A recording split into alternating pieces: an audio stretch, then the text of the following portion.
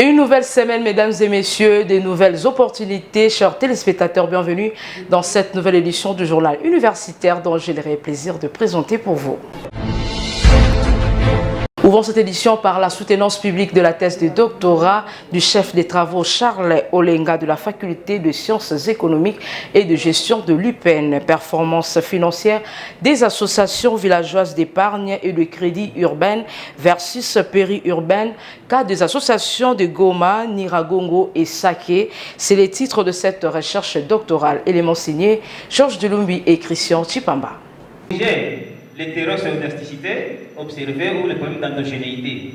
Performance financière des associations villageoises d'épargne et de crédit urbaine versus périurbaine, cas des associations de Goma, Niragongo et Saké. Cette recherche doctorale analyse le rôle des AVEC dans la promotion de l'illusion financière et la lutte contre la pauvreté, a laissé entendre le doctorant Charles Olenga lors de cette soutenance publique de son travail. À travers de méthodes économétriques, notamment la régression linéaire multiple et l'analyse d'impact distributionnel, les candidats ont identifié le facteur déterminant la performance de ces associations et évaluent l'effet de leur liaison avec les banques. Le résultat révèle que l'accès aux services financiers contribue à l'augmentation de l'épargne des membres.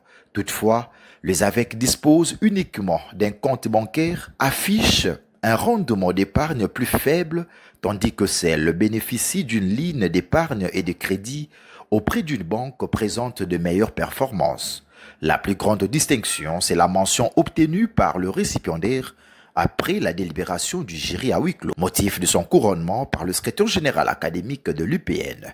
En termes d'apport du travail, le lauréat a précisé. Travail qui porte sur la performance des associations villageoises d'épargne et de crédit, que ces associations ont une grande contribution pour la réduction de la pauvreté et elles sont aussi obligées d'être performantes parce que l'État existe là pour lutter contre la pauvreté. Le secteur bancaire est là pour lutter contre la pauvreté. Il faut maintenant un troisième secteur qui entre au niveau de l'économie informelle et qui réunit les gagnes petits. Et de leur contribution, ils parviennent même à relever le niveau de vie de ces gagnes petits-là. Que ces associations ont une grande contribution, surtout qui cadre avec le premier objectif de développement durable qui a été fixé en 2015 et dont le réseau est en 2030 ici. C'est-à-dire, si le gouvernement, le dirigeant, donne plus de l'intérêt ou de l'importance à ces associations villageoises d'épargne et de crédit, il y a lieu de compter plus au développement de la RDC avant 2030.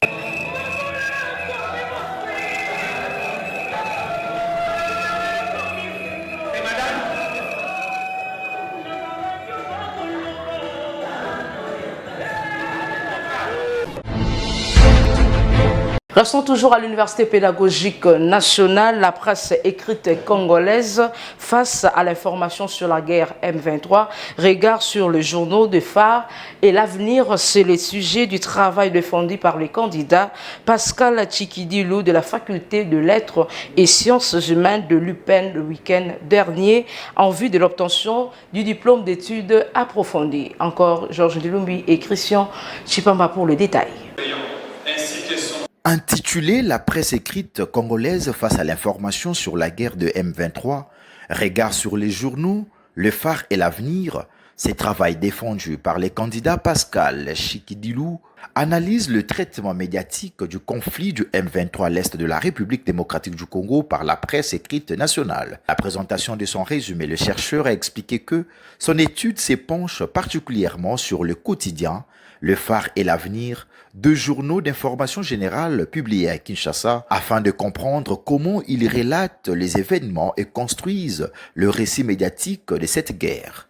Au-delà d'une simple description de faits, la recherche examine la couverture de la prise de Goma par les M23 en 2012, tout en explorant les dimensions politiques, sociales et humanitaires du conflit. Au terme de son évaluation et la délibération du jury à huis clos, le récipiendaire a réussi avec la mention grande distinction. Et comment est-ce que les médias doivent se comporter pour arriver à faire vivre cette population? Et en matière des informations de guerre, plusieurs journalistes violent ce travail est venu mettre en place quelques théories, quelques méthodes et former et informer la communauté journalistique comment ils doivent se comporter pendant la période de guerre et quelle manière traiter leur information et quelle place accorder à cette information pendant la période de guerre.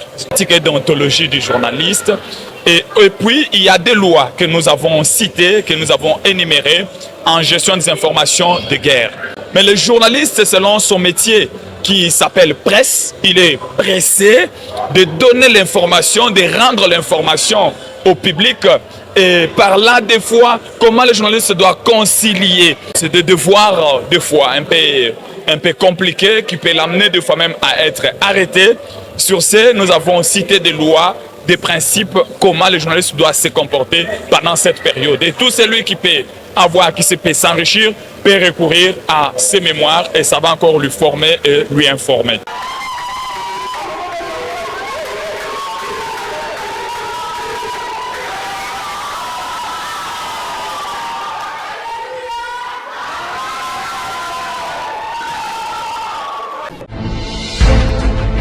Direction la province du Haut-Katanga où s'est tenue la 3e édition de journée scientifique à l'Institut supérieur technique de Lubumbashi du 6 au 7 mars dernier. De l'enseignement à la recherche et action à l'ISTEL, des évidences pour le développement de la société congolaise, c'est le thème de ces journées scientifiques organisées sous l'égide du professeur Jano Pagna, directeur général de cet établissement universitaire. Élément signé Georges Delumbi et Christian Chipamba. L'ouverture de la 3e édition des journées scientifiques à l'ISTEL a connu une effervescence hors pair.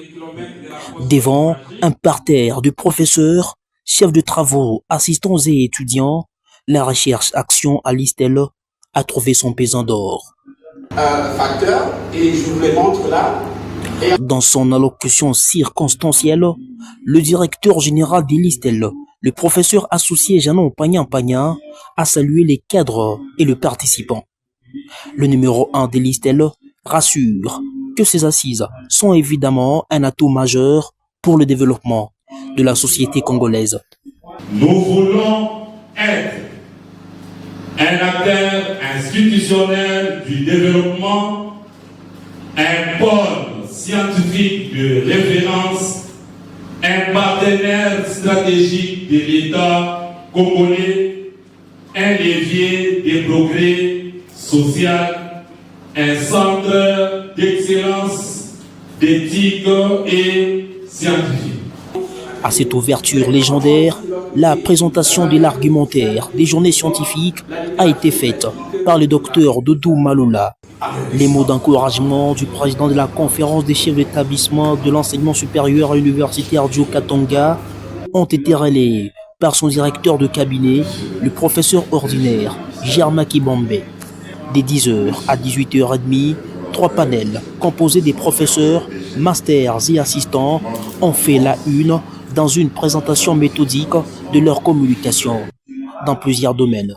La session inaugurale, réservée aux professeurs d'université, a mis les assises sous des bases solides. En ce midi, c'est de parler de la rédaction des articles scientifiques parce que c'est ça qui va vous permettre d'être connu à travers le monde. L'heure était au jeu des questions-réponses pour élaguer toutes les confusions et lacunes. Après la pause café, le deuxième panel a été caractérisé par l'intelligence artificielle et pratique de la recherche en informatique, entre sciences et technologies. Les orateurs ont éclairé l'opinion du public. La 3e session de la journée a porté sur la recherche-action, analyse situationnelle et gestion sanitaire. À l'issue de l'avènement, le directeur général de l'ISTEL a remis des cadeaux symboliques à certains invités de marque, notamment le représentant du ministre de l'Éducation, les professeurs invités ainsi qu'aux femmes. Au total, 20 communications ont été présentées. Une forte délégation conduite par le directeur général de l'ISTEL a effectué une visite générale du bâtiment moderne R+4 de l'ISTEL. Du rez-de-chaussée au 4e niveau, la délégation composée notamment des professeurs, invités de marque et représentants du ministre provincial de l'Éducation est passée en revue. Des bureaux, auditoires et laboratoires des campus modernes, Le représentant du ministre provincial de l'Éducation se dit être ému et honoré de la qualité des auditoires et laboratoires des sites institutions d'enseignement privé, car, dit-il, c'est une contribution certaine au développement de la société congolaise.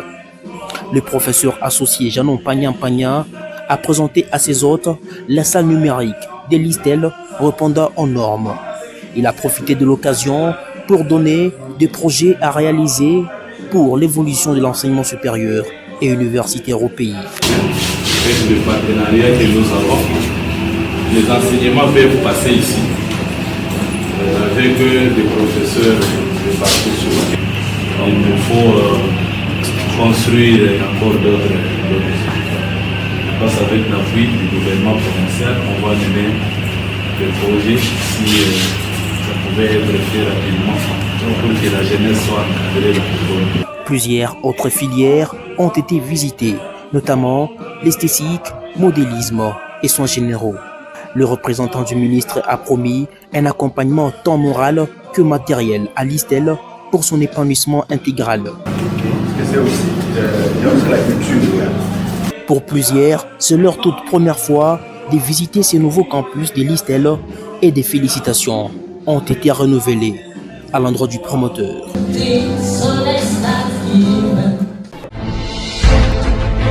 Restons toujours dans le même chapitre, nous vous invitons à suivre la cérémonie de la clôture de ces journées scientifiques à l'Institut supérieur technique de Lubumbashi, cérémonie au cours de laquelle la professeure Janon Pagnan, directeur général de l'ISTEL, a salué la participation de toutes les parties prenantes. Encore Georges Delubi et Christian Chipamba pour les détails.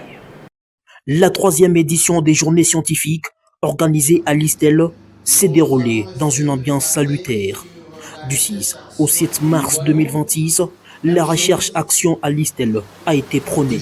Ici, des professeurs, docteurs, masters et assistants ont présenté avec brio leur communication axée sous le grand thème de l'enseignement à la recherche-action à l'ISTEL, des évidences pour le développement de la société congolaise.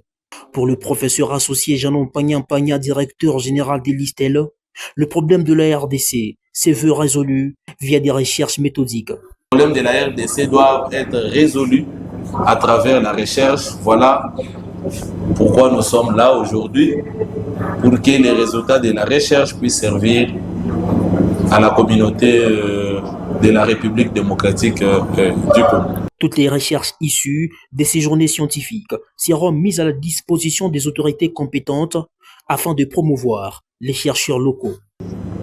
Le développement d'un État repose sur les résultats des chercheurs. Voilà pourquoi ISTEL, en tant qu'une institution d'enseignement supérieur et universitaire, recherche scientifique et innovation, nous avons voulu mettre en place ces forums de réflexion pour permettre à ce que les chercheurs au niveau national et international puissent mettre à la disposition de l'État congolais par rapport au domaine que je venais d'énumérer ici. Devant un comité scientifique fuselé, composé de professeurs d'université, plus de 42 communications ont connu des orientations méthodiques pour le bien-être de la science en RDC. Des études qui rencontrent le vrai problème de la société dans tout domaine pour son développement. Ces journées scientifiques ont nécessairement contribué à la formation et à la préparation des cerveaux bleus pour un futur blanc. À l'issue de l'avènement, le directeur général de l'ISTEL a remis les brevets de participation à tous les orateurs. Ainsi donc, tout s'est passé comme prévu. À Kinshasa, la faculté de communication de l'Université Saint-Augustin a organisé une matinée scientifique sur l'intelligence artificielle à l'université, menaces ou opportunités pour l'étudiant congolais, plagiat, tricherie et intégrité académique, l'intelligence artificielle, éthique et responsabilité. Cette cérémonie a connu 2 orateurs, la professeure Madeleine Mbongopassi et le doctorant Gloire Tcheta. Serge Mbouyi et Opiakou étaient présents pour le compte de notre rédaction. Cette matinée scientifique organisée par la faculté de la communication sociale de l'Université Saint-Augustin s'inscrit dans le cadre de la sensibilisation des étudiants de cet alma mater sur les effets de l'intelligence artificielle dans leur cursus académique. Après la prière et le mot de bienvenue du secrétaire général académique, le doctorant Gloire Tcheta a dans sa présentation démontré quelques logiciels anti-plagiat, notamment la compilation qui détecte et lutte contre le plagiat. Moi, mon intervention a consisté à démontrer ce que l'IA est capable de faire dans un cadre purement académique, aussi de comment on peut donc attraper ces étudiants à travers des logiciels. Et donc, on les a donné donc ici les avantages mais également les inconvénients dans une production intellectuelle qui prône plutôt l'intégrité intellectuelle à la place donc du plagiat. Aujourd'hui, les universités utilisent plusieurs logiciels. Le logiciel que nous avons abordé et démontré ici s'appelle compilation.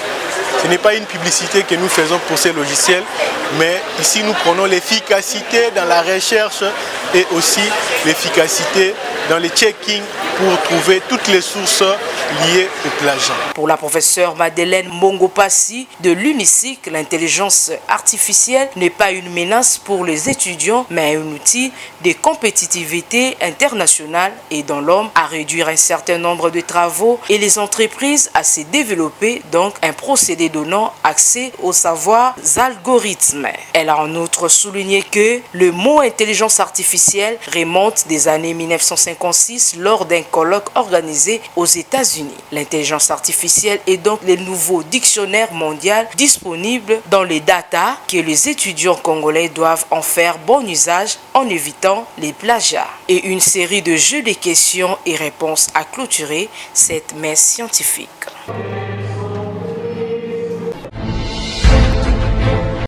D'une conférence à une autre, cette fois-ci, la conférence scientifique multipartite 2026 organisée par la Bourse d'Excellence Brigman aux universités congolaises en collaboration avec le secrétariat national des renforcements des capacités ainsi que les groupes d'expertise environnement et climat. L'objectif était de renforcer les capacités scientifiques et promouvoir une gestion responsable des ressources naturelles de la République démocratique du Congo. Cette cérémonie s'est déroulée à l'École nationale de finances. Hop, Kiakou et Nene Wambenga signent cet élément. Cette conférence scientifique multipartite 2026 s'est tenue à l'initiative conjointe du programme de bourse d'excellence Bringman aux universités congolaises, du secrétariat national de renforcement des capacités et des groupes d'expertise environnement et climat. Cette rencontre scientifique était placée sous le thème recherche doctorale innovante et renforcement stratégique des capacités en République démocratique du Congo. La séance d'ouverture a été marquée par plusieurs allocutions. Prenant la parole, la représentante de BEBIC, la professeure docteur Karine Njoko, a souligné que les programmes de bourse d'excellence constituent une initiative unique, holistique, inclusive et durable. Selon elle, ces programmes visent principalement le renforcement des capacités dans le domaine de l'enseignement, de la recherche et de l'innovation en République démocratique du Congo. De son côté, le coordonnateur du GECSAL, l'assistant Yannick Abonkete, a rappelé que la RDC englobe presque tout des ressources minières, forestières et hybrides ainsi qu'un capital humain considérable. Cependant, ces atouts ne deviennent de véritables richesses lorsqu'ils sont soutenus par les compétences, les connaissances et l'innovation. Nous sommes ici pour présenter les résultats escomptés que nous avons pu réaliser ensemble entre les trois organisations. Aujourd'hui, les résultats que nous présentons, parce que nous avons les docteurs en thèse, nous avons les assistants ici, nous avons des chercheurs qu'on a pu former dans plusieurs secteurs. Pour sa part, le coordonnateur du Sénarec, Marcel Kanda, a indiqué que le thème de cette conférence va au-delà d'un simple intitulé académique. Il est considéré comme une interpellation nationale, une orientation stratégique et une responsabilité partagée pour le développement du pays. Le Sénarec est régi par un programme où est censé mettre en œuvre un programme national de renforcement de capacité qui est articulé autour de 5 piliers. Le premier pilier, c'est renforcer les capacités institutionnelles. Le deuxième, renforcer les capacités humaines. Le troisième, renforcer les capacités pour la recherche, l'innovation et l'inventivité. Le troisième pilier, c'est renforcer les capacités pour améliorer la gouvernance et créer les conditions de développement à la base. Et enfin, renforcer les capacités, cinquième pilier, pour apporter des réponses adaptées face aux chocs. Après ces interventions, la conférence s'est poursuivie avec la restitution des travaux de recherche doctorale. Cette session a été animée par le professeur Dr Akwani Arindo, le Dr Koutangila ainsi que le Dr Koumakela Doudou dans un échange dynamique et pédagogique avec les participants. Il convient de signaler que ces assises se sont clôturées par la lecture du communiqué final dans une ambiance académique empreinte d'échange et de convivialité. D'un sujet à un autre, autonomisation au laboratoire de biologie médicale et exigence des processus métiers selon les normes ISO 15189 de la version 2022, tel est le thème de la conférence scientifique organisée le week-end dernier par l'Union des scientifiques pour le développement des techniques en biologie médicale à l'amphithéâtre du CEFA Monkole Opkiakou, et Nene Wambinga nous en dit plus.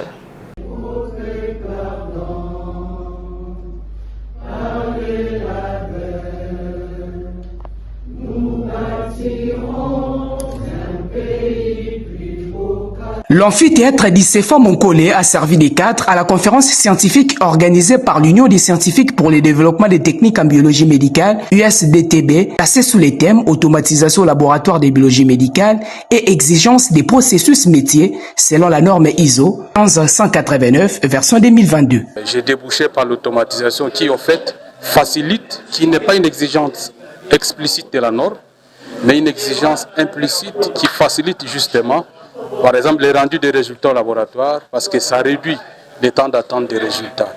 Et la qualité étant une culture à acquérir, nous avons exposé dans le sens d'encourager nos laboratoires à implémenter le système de management de qualité au laboratoire. Non seulement l'implémenter, à les piloter, ça va permettre à ce que la qualité des soins de manière générale soit améliorée. Il y a eu des évolutions technologiques et la plupart de techniques d'analyse qui étaient jadis effectuées manuellement sont de plus en plus automatisées et ça touche tous les domaines des laboratoires. Après les mots de circonstance, la présentation des membres et la locution de Claire Babeki, présidente de la DFEBEM, les interventions des orateurs ont pris les relais.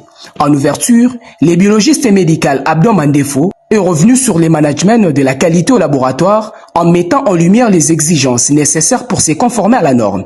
Il a été suivi du professeur Adrien Massounda qui a souligné l'importance de l'automatisation au laboratoire pour accroître l'efficacité opérationnelle, réduire les coûts et limiter les erreurs humaines. Enfin, le docteur Francis Kambembo a complété les thèmes en insistant sur la nécessité d'un personnel qualifié pour garantir la qualité des services. Un temps d'échange avec les participants a ensuite permis d'enrichir la discussion avant que les orateurs ne rappellent la quintessence du thème. De son côté, Jonathan Lokole, président de l'USDTB, s'est également exprimé à cette occasion. L'idée nous est venue parce que actuellement au laboratoire, il y a les systèmes automatisés.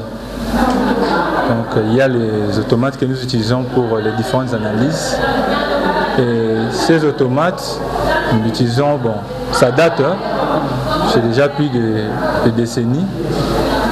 Mais le grand problème est qu'on peut utiliser des automates, bien sûr oui, mais le système de qualité suit de près la faisabilité. L'USDTB, nous savons tous que c'est une ASBEL en caractère scientifique premièrement. Bien sûr que nous poursuivons plusieurs objectifs, dont le principal est de développer les connaissances et les nouvelles techniques dans les domaines de biologie médicale. Jadis, avec nos activités, les femmes se limitaient seulement à prononcer des discours. Mais aujourd'hui, c'est le contraire. La modératrice, il y a la présentatrice, il y a même la personne qui a prononcé les discours. Ce qui montre qu'elles sont capables plutôt de tout faire. Notons que c'est par la remise des brevets des participations que cette activité scientifique s'est clôturée dans une ambiance hors pair.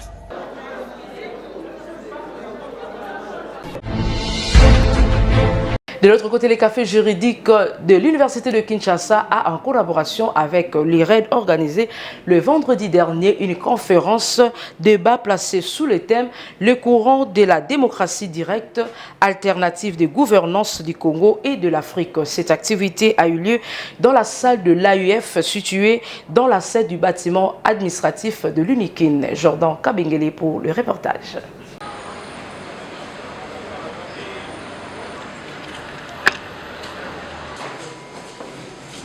Bonjour tout le monde.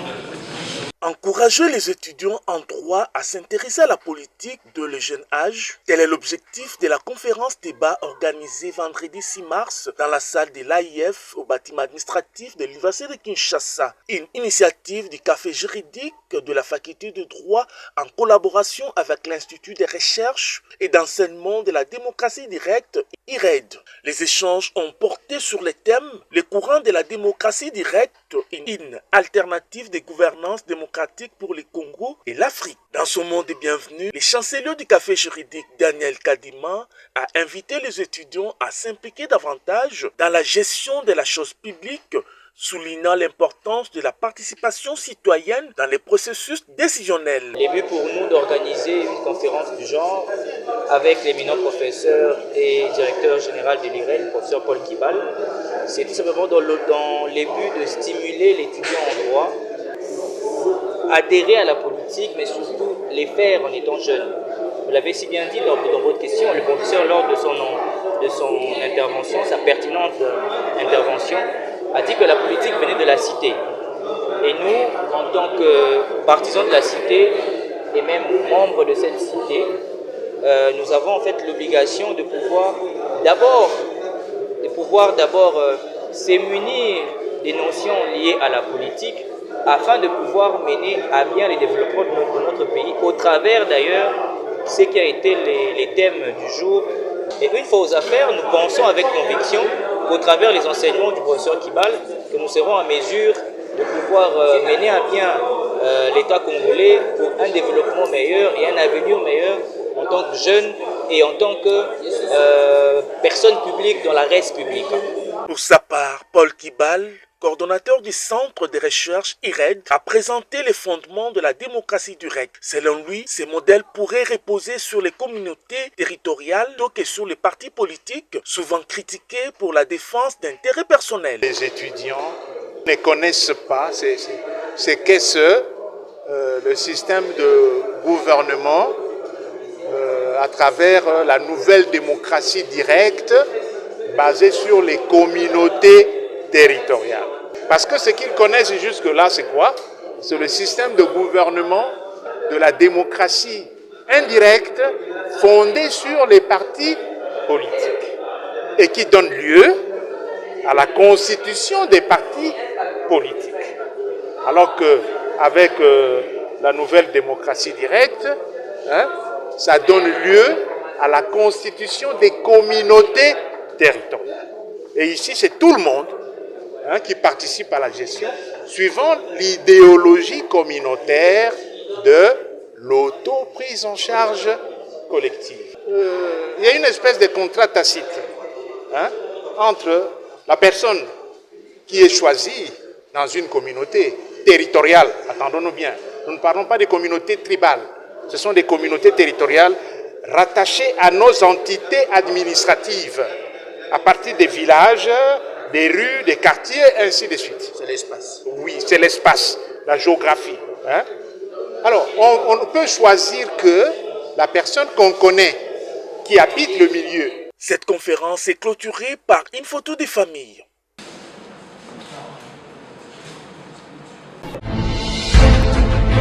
C'est ici que s'achève la grande édition du journal universitaire, mesdames et messieurs. Merci de prêter attention à notre présentation derrière la caméra.